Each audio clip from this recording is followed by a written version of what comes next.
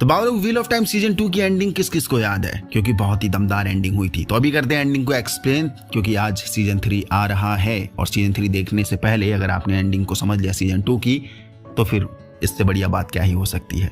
Last episode off season 2 यानी 8th episode काफी amazing events को कैरी करके गया था और एक अनएक्सपेक्टेड एंडिंग डिलीवर करके गया था। Also solid Cliff hanger ending देकर गया था, जहां हमने देखा था लैनफियर रैंडल थॉर को फार्म में लाने में सफल हुई थी। एंड सबसे ज़्यादा ट्विस्टिंग पॉइंट लैनफियर का ही लग रहा था, क्योंकि लैनफियर ने एंडिंग तब भी सबको कंफ्यूजन में रखा था कि ये आखिर साथ किसका दे रही है। यस, उसके दिल में कहीं ना कहीं अपने ड्रैगन के लिए मोहब्बत तो जगी ही थी, जो पहले की मोहब्बत थी, जो साफ देखने में मिल ही रहा था।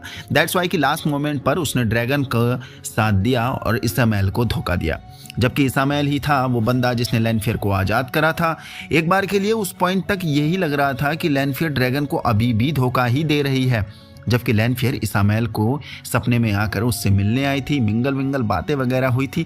एंड वहाँ पर उसने ड्रैगन के बारे में बताया था कि वो ड्रैगन को फार्म ले आने में सफल हुई है, बट इसामेल अभी ड्रैगन के लिए तैयार नहीं था। उसके बाद भी एक म्यूचुअल अंडरस्टैंडिंग लैनफियर एंड इसामेल दोनों के बीच में देखने को मिल ही रही थी। एंड इसामेल का ये बार बार कहना कि लैनफियर ने बिट्रे किया है, धोखा दिया है, एक बार के लिए लग रहा था कि ये एक फेक इंप्रेशन जनरेट कर रहा है, ये दिखाने के लिए कि यस लैनफियर ने सच में धोखा दिया है, बट लैनफियर ने वाकई में धोखा दिया उसे। पर दूसरी तरफ हमने देखा था एमरलिन जो ड्रैगन को व्हाइट टावर में ही कैद रखना चाहती थी, यानी रैंडल थॉर को, पर मोरेन उसे जैसे तैसे की जादुई गेट से बाहर लाना चाहती थी, यानी फार्म तक। एंड उस मुहिम को लैनफियर ने कंप्लीट करा जब एमरलिन ने मोरेन को रोका था। एंड यहाँ मैं समझ रहा था कि एमरलिन और काफ़ी पावरफुल होगी एंड लैनफियर से ज़बरदस्त मुकाबला देखने को मिलेगा 1-on-1, मतलब काफ़ी तैयार था।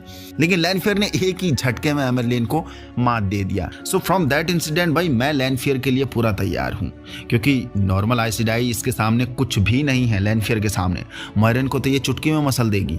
खैर मोरेन ने अपनी सॉलिड रोल प्ले किया था लास्ट एपिसोड में, जब रैंडल थॉर को विलेन आइसडाई सील्ड लगाकर उसकी पावर को होल्ड कर रहे थे, यानी इसामेल से लड़ने नहीं दे रहे थे। जब रैंडल थॉर अपनी पावर का इस्तेमाल नहीं कर पा रहा था, तब मोरेन ने ही उनकी शिप्स को, यानी विलेंस की शिप्स को तोड़कर रैंडल थॉर के ऊपर जो भी सील्ड लगाया था, वसीकरण लगाया था, उसको हटवाया था। देन रैंडल थॉर ने इसामेल को एक झटके में ही साफ कर दिया था, उसके बाद एक झटके में।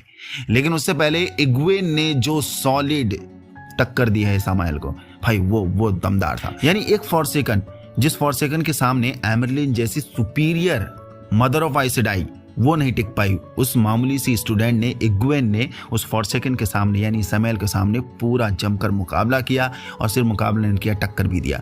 जबकि इसामेल ने लास्ट में पूरी ताकत झोंक दी थी इग्वेन को हराने के लिए, उसकी प्रोटेक्शन शील्ड को तोड़ने के लिए। तो आखिर इग्वेन ने ऐसा क्या किया होगा, या उसके अंदर ऐसा कौन सा रूप आ गया जिससे अचानक उसकी पावर इतनी ज़्यादा बढ़ गई। देखो आपको याद होगा मिन फॉर्सो ने बताया था, जब इग्वेन, रैंडल एंड पेरिन, नाइनीव और मैट ये सब पांचों एक साथ होंगे तब इनकी पावर बहुत ज़्यादा होगी, 1 पावर बहुत ज़्यादा एक्टिवेट हो जाएगी और पांचों द 1 पावर को कैरी करते हैं। दैट्स वाई कि इग्वेन की इतनी बढ़ी हुई पावर देखने को मिली हमें लास्ट में, जब वो एक साथ हो गए थे एक दूसरे से, मतलब म्यूचुअल अंडरस्टैंडिंग वाली पावर जो हमें वहाँ देखने को मिली थी, जिसने काफ़ी देर तक इसामेल को टक्कर भी दिया था। जबकि इग्वेन अभी तक आइसडाई भी नहीं बनी है, उसने अपनी बहुत सी पावर को ढंग से इस्तेमाल करना भी नहीं सीखा था। पर मे भी एक कारण ये भी हो सकता है, जब उसे रैना ने अपना गुलाम बनाया था, यानी इग्वेन को, तो उस कड़ी के जरिए वो दोनों एक दूसरे को फील करते थे और एक दूसरे की ताकत को भी फील करते थे, महसूस करते थे। देन हो सकता है कि रैना को मारने के बाद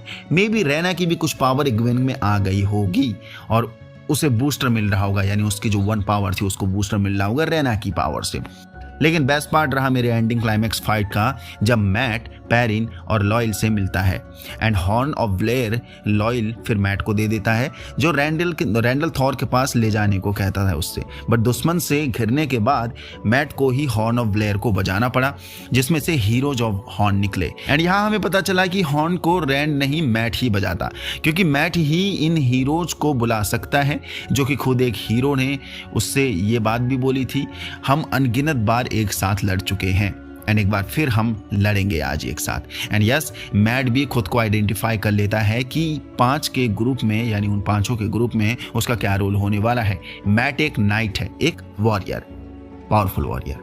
and yes, at the end Ishmael को रैंड ने अपनी बाकी के सभी लोग मिलकर मार देते हैं। लैनफियर ये नज़ारा देखते ही काफ़ी खुश भी होती है, क्योंकि लैनफियर की मदद से ही ये सब पॉसिबल हुआ था। अगर लैनफियर रैंड को अचानक से फार्म नहीं लाती तो इसामेल और अच्छी प्लानिंग करके बहुत तैयार हो सकता था। ड्रैगन को ईजिली फिर वो अपने बस में कर सकता था, पर लैनफियर नहीं चाहती थी। ये मोहब्बत जो थी अपने रैंडल थॉर लैनफियर का, पिछले जन्म का, तो एक सॉफ्ट एंगल होता है ये बाबा। एंड लास्ट में लैनफियर से भी पावरफुल एक और फॉरसेकन देखने को मिलती है हमें, जिसका नाम है मोगेडियन, ऐसा ही कुछ नाम है। एंड मैं आपको बता दूं, देयर इज 12 फॉरसेकन, जिसमें से अभी तक हमने इसामेल को देखा है जो मारा जा चुका है, लैनफियर को देखा है एंड मोगेडियन को देखा है जो खुद लैनफियर को कब्जे में लेती है। वो लैनफियर जो काफ़ी पावरफुल अभी तक हमें देखने को मिल रही थी। अगर सारी फॉरसेकन आज़ाद होकर एक साथ आ गए तब तो ये सभी की धज्जियां उड़ा देंगे। तो देखते हैं ये सीजन 3 में किस हद तक पागलपन देखने को मिलेगा हमें। क्या सारी जितने भी रेस्ट ऑफ द फॉरसेकन बचे हुए हैं क्या सब आज़ाद हो जाएंगे, या सिर्फ लैनफियर एंड मोगेडियन ही देखने को मिलेंगे। मोगेडियन चाहती है कि रैंडल थॉर को वो कब्जे में ले लें, क्योंकि वो चाहते हैं कि ड्रैगन उनके साथ हो, बट लैनफियर ड्रैगन को अलग से रखना चाहती है।